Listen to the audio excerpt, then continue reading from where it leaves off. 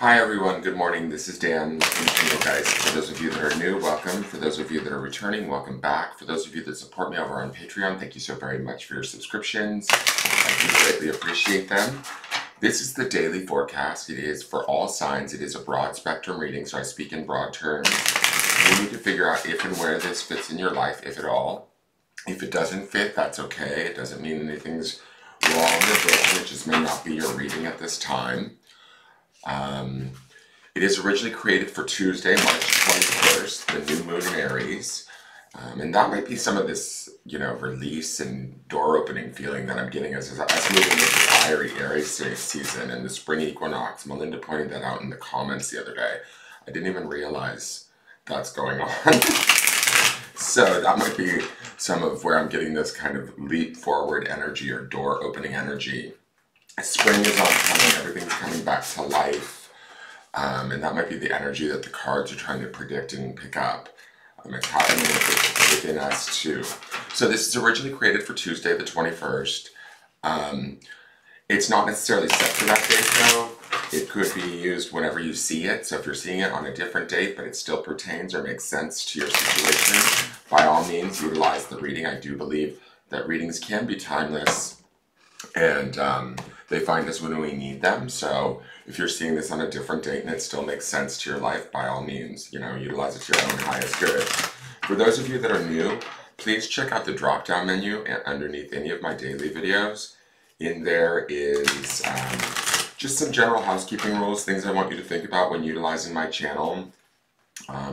What decks I'm using in the reading, and how to follow me on social media, and also request a private reading either through my Facebook business page or through my Instagram. Know that I will never reach out to you to sell you a reading.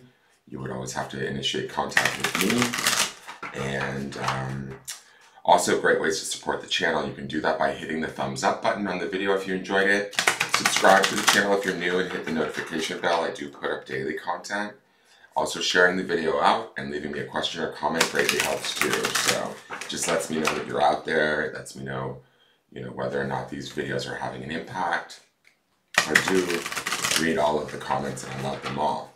All right, so let's get into this. Oh, and if I refer back to cards that you don't see in the reading, I'm usually referring back to the Sunday reading, which is the underpinning energy, which is also like at work in the background, underneath or behind these cards, so to speak. And that populates in the lower left-hand corner at the end of this video. So if you want to check that out, you can look at that. The weekly for this week was a kind of incredible reading, I thought, or at least the way the cards felt to me felt really freeing and wonderful. All right, so let's see what our card is for the day. All right, it's the Four of Voices. So this is the Four of Swords. And I was listening to the morning reading and we had the Four of Wands and I kept calling it the Four of Swords, and it's funny that the Four of Swords actually shows up because yesterday's reading had that Ace of Cups, and I was saying if it felt like a self-care day, take it. This Four of Voices or Four of Swords is about going inward, doing self-care, especially mental self-care, like our thoughts, right? What we think, how we communicate, either to ourselves or within a situation to others. But the Four of Swords is often like associated with meditation, quieting the mind, going inward and listening to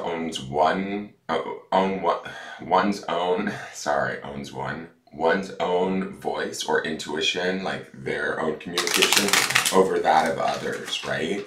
So again, I still sort of feel that there's this theme about not necessarily being pushed or pulled towards what others need, rather.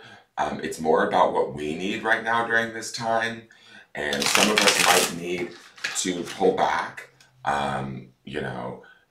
disengage, take some time for ourselves to get clarity in our mind, to get clarity in our thoughts, to get clarity in what we want to communicate going forward. I love this Four of Swords because she looks like she's in a hot tub with rose petals. I know that sounds random, but does she not? And she's just like beaming happy. And what is that planet? Oh, it's Saturn down there in the corner. Saturn's in Pisces right now. So this might be a nice little rest to take place today, right?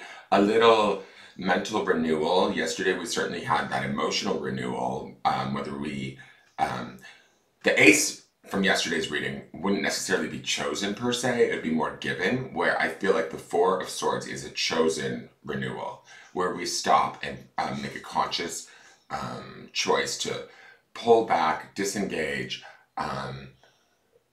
listen to our own thoughts, our own mind, and find the wisdom within that, right?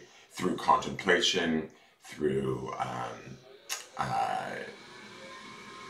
just taking that time to be alone, to listen, to like drown out all of what, you know, society needs, what our family needs, what our partners need, what our bosses need, setting all of that aside and just doing us, listening to us.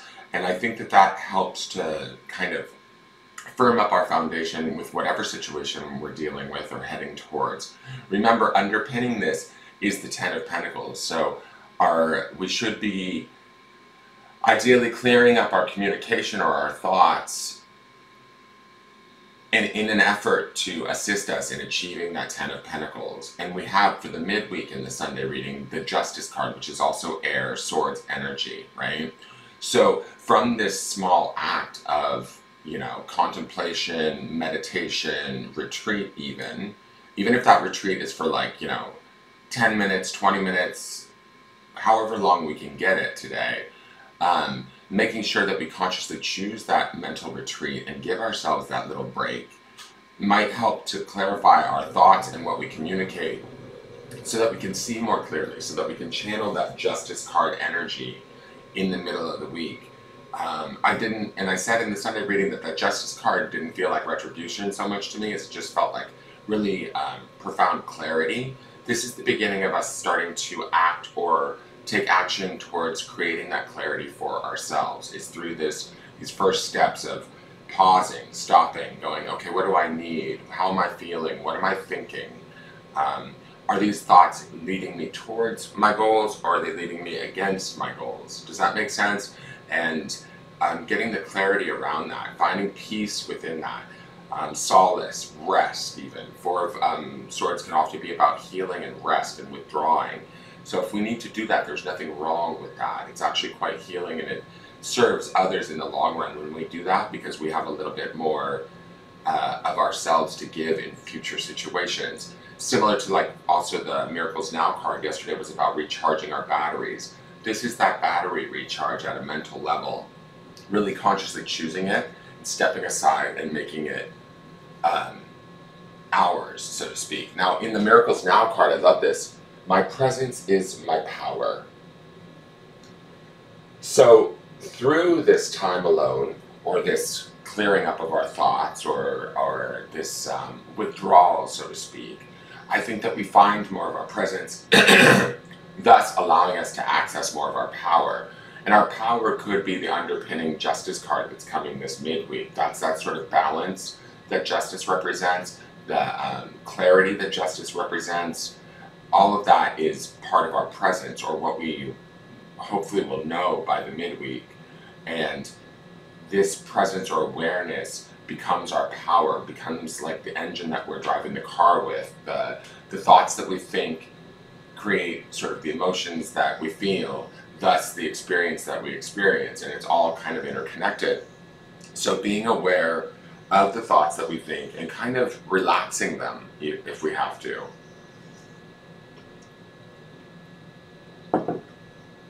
Pulling back from them, or from the thoughts of others, you know. Sometimes others have perceptions or thoughts, even though they're well intended because they care about and love us, but their thoughts or perceptions or communications may limit us in some way, or hinder us, or cause us to doubt ourselves. And that's not what I'm feeling here. This is about not doubting ourselves, having the courage. Remember, courage is our grounding stone for this week. Having the courage to stand in our own power, in our own presence, in our own truth, right? Whether it be emotional or mental, it looks like that's what we're seeking this week, so that we can stand in the truth of that light and feel that power. Let's go to the clarifiers really quick. So we have the Six of Swords. Not mad at that. It coincides nicely with the Four of Swords. It's about moving ourselves to a calmer place of more balance. Sixes to me are about balance. And this is about removing ourselves from anything that might be dramatic, challenging, conflicting, or causing us any kind of agitation, frustration, whatever it may be. Really consciously making that choice to steer the boat away, right? To take ourselves to a place of more self-care rather than getting involved in things that previously would have pushed our buttons. The next card, please. Same spot, same card. It's the Five of Wands. We saw this yesterday. This is that, I don't know if it's office politics, fights, arguments, whatever it is. I feel like we don't need to engage with it even though it's there. Does that make sense? Like whatever the issue is, and for each one of you, the issue might be different. Fives are transitory, meaning they're not going to stay forever. But if we're giving our attention to it, it kind of disrupts our vibration and thus our ability to kind of create what it is that we want or head in a direction that we want to go. The Five of Wands feels like it's like a what's the word I'm looking for?